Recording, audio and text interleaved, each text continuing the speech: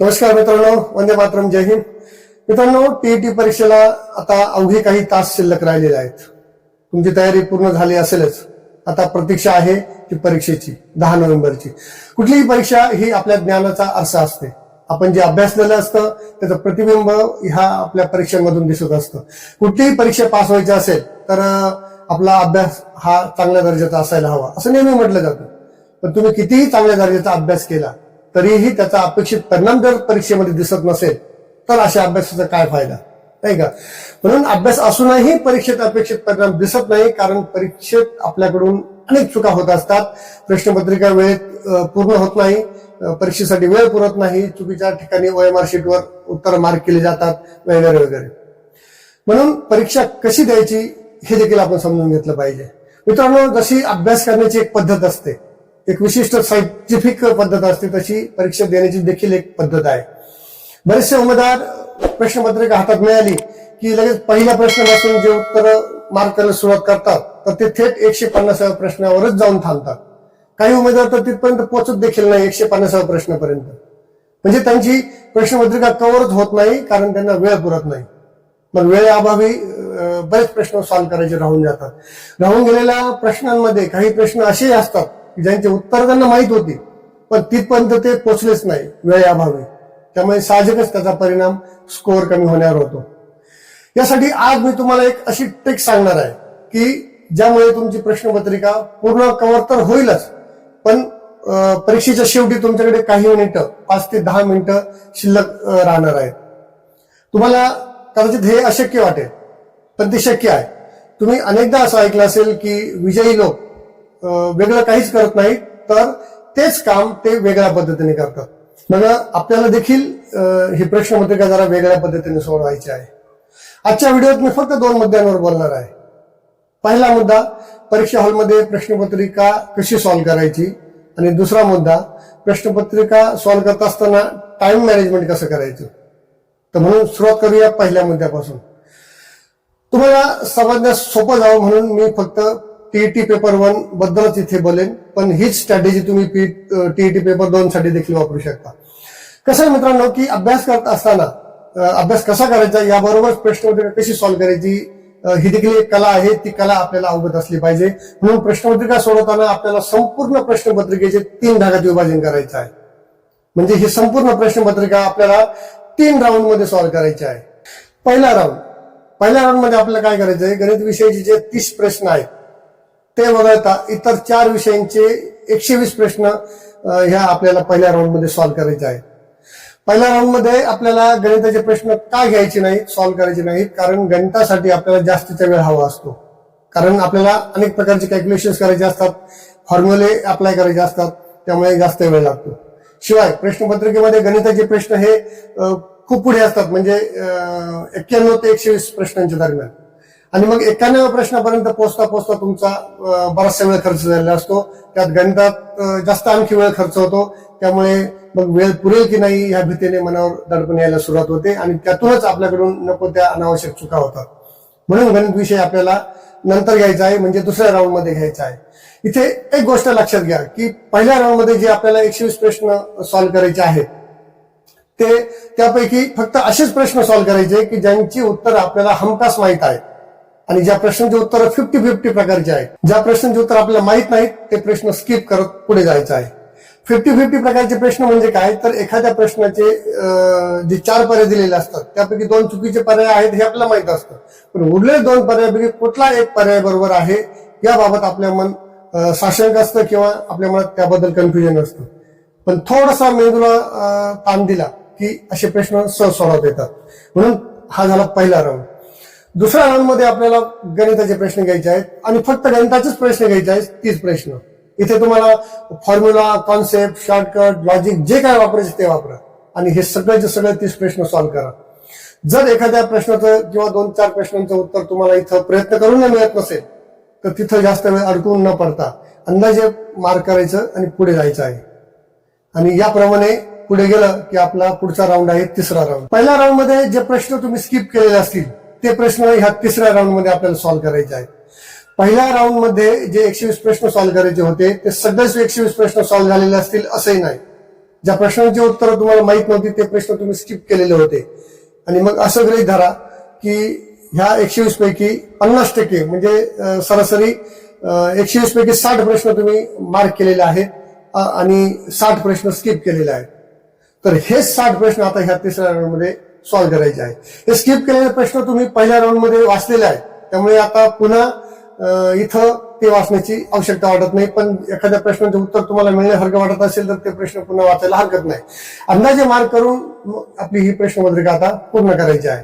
म्हणजे तिसरा राऊंड अखेर तुमचे संपूर्ण 150 प्रश्न सोडून झालेले आहेत आणि तरी तुमच्याकडे शिल्लक मिनिटं 5 ते 10 मिनिटं शिल्लक असणार आहेत. याला म्हणतात टाइम मॅनेजमेंट. आता शेवटी किती मिनिटं शिल्लक राहू शकतात याचं गणित समजण्यासाठी आपल्याला अगोदर टाइम मॅनेजमेंट काय असतं हे समजून घ्यावं लागेल. म्हणून आजच्या व्हिडिओतील आपला दुसरा मुद्दा आहे टाइम मॅनेजमेंट. टाइम मॅनेजमेंट समजण्यासाठी इथे मी एक छोटंसं गणित सांगतो, म्हणजे तुमच्या लक्षात येईल स्पष्टपणे. बघा, आपल्या प्रश्नपत्रिकेत एकूण 150 प्रश्न असतात, बरोबर. त्यापैकी गणिताचे 30 प्रश्न वगळता बरोबर 120 प्रश्न हे थेरॉटिकल प्रकारचे असतात, म्हणजे थिअरी प्रकारचे. आणि असे प्रश्न सोडवताना तुम्हाला कोणतीही आकडेमोड करायची गरज पडत नाही. त्यामुळे असे प्रश्न वाचून त्याचं आकलन होणं आणि त्याचं संभाव्य उत्तर काय असेल हे निश्चित करून ते OMR शीटवर मार्क करणं, यासाठी आपल्याला जे 60 सेकंद दिलेले असतात एका प्रश्नासाठी, त्यापैकी आपलं उत्तर अवघं 35 ते 40 सेकंदात पूर्ण होऊ शकतं. आता हे अव्हरेज आहे. काही ठिकाणी थोडे मोठे प्रश्न असतात, त्यामुळे वाचायला अधिक वेळ लागतो, तर छोट्या प्रश्नांच्या तुलनेने कमी वेळ लागतो. म्हणून एक ऍव्हरेज जर बघितलं तर एका थिअरॉटिकल प्रश्नाला सॉल्व्ह करण्यासाठी 40 सेकंद मोर दॅन इनफ आहेत. या 40 सेकंदातील 30 सेकंद हे आपण प्रश्न वाचण्यासाठी ठेवलेले आहेत, वाचण्यासाठी आणि त्याचं आकलन होण्यासाठी, आणि 10 सेकंद OMR शीटवर मार्क करण्यासाठी. हे असं एकंदरीत हे कॅल्क्युलेशन आहे. मग ह्या गणिताप्रमाणे 60 प्रश्न सोडवण्यासाठी आपली 40 मिनिटं खर्च झाली आणि उरलेले 60 प्रश्न जे तुम्ही जरी वाचलेले नाही, जरी तुम्ही स्किप केले असले तरी ते वाचण्यासाठी तुमचा अंदाजे 30 सेकंदाप्रमाणे 30 मिनिटं खर्च झाले. म्हणजे पहिल्या राऊंड अखेर तुमचे 60 प्रश्न सॉल्व्ह झालेले आहेत आणि तुमचे 70 मिनिटं आता संपलेले आहेत. त्यात 5% प्लस मायनस. मी जे गणित सांगतोय ते अगदी लक्षपूर्वक ऐका, कारण ही स्ट्रॅटेजी खूप सक्सेसफुल आहे. तुम्ही जर ह्या पद्धतीने स्ट्रॅटेजी फॉलो केली तर तुम्ही परीक्षा हॉलमध्ये अतिशय तणावमुक्त असता. शिवाय प्रश्नपत्रिका देखील पूर्णपणे कव्हर होते आणि वेळेत कव्हर होते. म्हणून मी जे गणित सांगतोय ते अतिशय सूक्ष्मरित्या काळजीपूर्वक ऐका. आता जाऊया आपल्या दुसऱ्या राऊंड मधील टाइम मॅनेजमेंटकडे. दुसऱ्या राऊंड मध्ये आपल्याला फक्त गणिताचे 30 प्रश्न सोडवायचे आहेत. गणितासाठी आपल्याला जास्तीचा वेळ लागणार आहे, कारण गणितामध्ये काही पदं असतात, पदावली असतात, काही फॉर्म्युले अप्लाय करायचे असतात, कॅल्क्युलेशन्स करायचे असतात. त्यामुळे आपल्याला उत्तर शोधण्यासाठी जास्त वेळ खर्च होतो. मग जास्तीचा हा वेळ आणायचा कुठून? तर ह्या टाइम मॅनेजमेंट मधून. गणिताच्या प्रत्येक प्रश्नाला जिथे तुम्हाला 1 मिनिट किंवा 60 सेकंद मिळत होते तिथे टाइम मॅनेजमेंट करून तुम्ही प्रत्येक प्रश्नाला 120 सेकंद वेळ घेऊ शकता, म्हणजे ऑलमोस्ट दुप्पट. मग गणितासाठी आपले 60 मिनिटं खर्च झाले. आता पहिल्या राऊंड मध्ये आपले 60 प्रश्न सॉल्व्ह झाले होते आणि 70 मिनिटं खर्च झाले होते. दुसरा राऊंड अखेर म्हणजे गणिताच्या राऊंड पकडून 90 प्रश्न आपले सॉल्व्ह झाले आणि 130 मिनिटं खर्च झाले. आता आपल्याकडे फक्त 20 मिनिटं बाकी आहेत आणि आपले 2 राऊंड संपलेले आहेत. तिसऱ्या राऊंड मध्ये प्रवेश करताना आपल्याकडे वरील 2 राऊंड मधील जे प्रश्न सॉल्व्ह करायचे बाकी राहिले होते, 60 प्रश्न स्किप केलेले, ते प्रश्न आता सॉल्व्ह करायचे आहेत.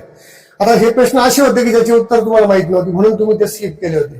त्यामुळे हे प्रश्न पुन्हा वाचण्याची जर गरज वाटत असेल तर ते जरूर वाचा, जरूर त्याचे योग्य पर्याय उत्तर शोधण्याचा प्रयत्न करा. अन्यथा अंदाजे उत्तर OMR शीटवर मार्क करायचं आणि पुढे जायचं. जसं की मी सांगितलं होतं की एका प्रश्नाचे उत्तर OMR शीटवर मार्क करण्यासाठी आपल्याला 10 सेकंद लागतात. काही 5 सेकंदात पण होतं, 6-7 सेकंदात हे होतं, पण ऍव्हरेज 10 लाख. म्हणून 60 गुणिले 10 सेकंद बरोबर 10 मिनिटं. तरीही तुमच्याकडे 20 मिनिटांपैकी 10 मिनिटं शिल्लक राहिले. आता तुमचे 150 प्रश्न OMR शीटवर मार्क करून झालेले आहेत, तरी तुमच्याकडे 10 मिनिटं शिल्लक राहिलेली आहेत.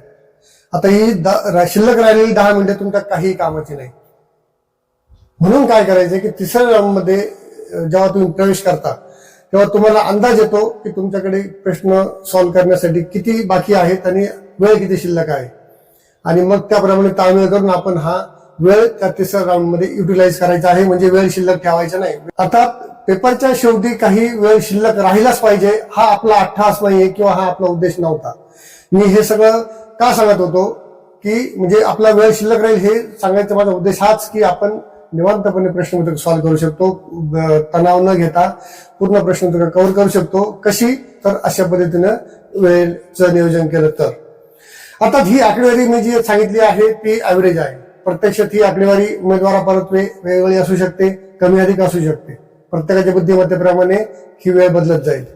त्यामुळे आपण जर अशा पद्धतीने प्रश्नपत्रिका सॉल्व्ह केली तर आपला रिझल्ट कसा येऊ शकतो यावर आपण एक नजर टाकूया. पहिल्या राऊंड मध्ये आपण जे 60 प्रश्न सॉल्व्ह केले होते ज्याचे उत्तर आपल्याला हमखास माहित होते ते सगळे बरोबर येतील असं गृहीत धरूया आणि ते यायलाच हवेत.